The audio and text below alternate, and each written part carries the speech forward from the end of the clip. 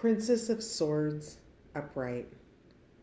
When you draw the Princess of Swords, it's the invitation to ground and materialize your ideas by whatever means possible. This is the application of thought to the physical world with a practical and potentially destructive nature. As you bring your ideas into form, do not take heed of your old way of being. Allow the new way to override the old.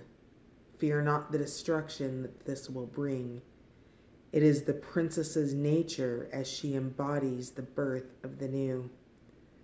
The Princess of Swords descends from heaven with a great and mighty long sword. As she thinks it, the tip of the sword erupts in light, spiraling the fruit of life from its center and emanating a Vesica Pisces. Within it, the beginnings of the earth manifest.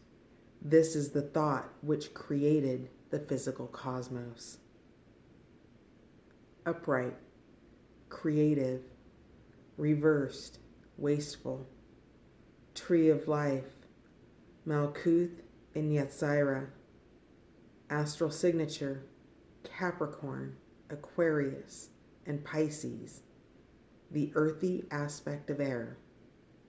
Keywords: birth, realize, manifest, destructive logic, practicality, impulse, serious, aggressive, creation through destruction. Expanded description. The Princess of Swords is the attempt at the physical manifestation of new thoughts and ideas. She embodies the energy of birth, creation, manifestation, impulsivity, and seriousness.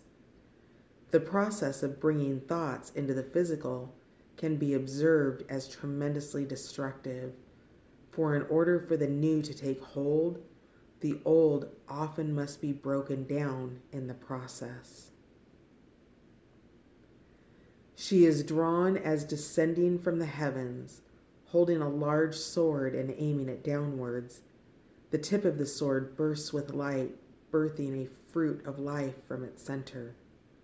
From here, the earth comes into manifestation, and she acts as a connection between the physical dimension and the higher above. This card invites you to ground your ideas into the physical world. The Princess of Swords is all about bringing down your thoughts into the earthly realm of reality. She is often described as aggressive and serious, and this is an important energy to embody in some respects. Uprooting the ground to create fresh soil can be seen as an aggressive act, but this is merely the foundation required to create a beautiful garden for new things to grow.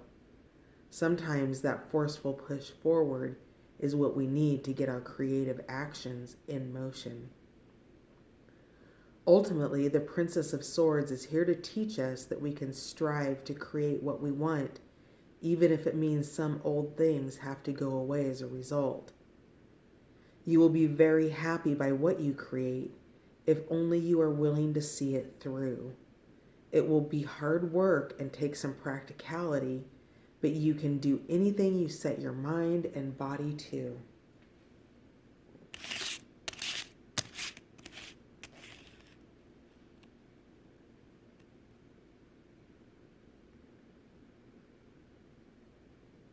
Reversed.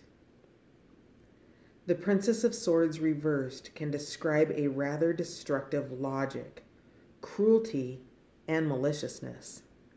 It's like the raw destructive power of the princess, but without any sense of bigger picture, and thus is devoid of emotion, compassion, or love.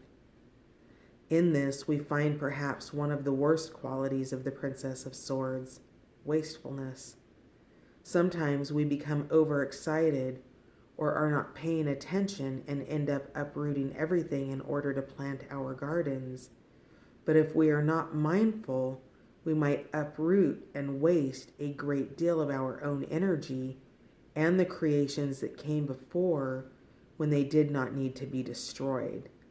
and this will only lead to heavier feelings across the board.